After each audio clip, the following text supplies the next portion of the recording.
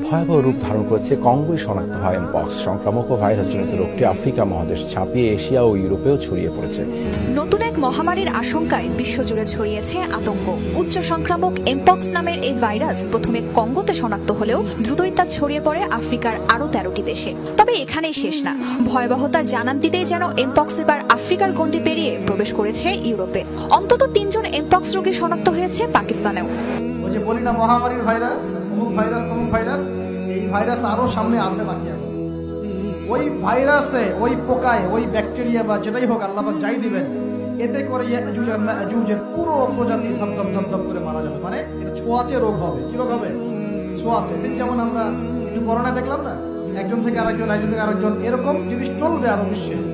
আর এখনকার নতুন রিসার্চ হচ্ছে ওই সাইবেরিয়া অঞ্চলের যে বরফগুলো আছে না, ওর নিচে এই 1 লাখ বছর, 1.5 লাখ বছর, 2 লাখ বছর আগের ভাইরাসগুলো নতুন করে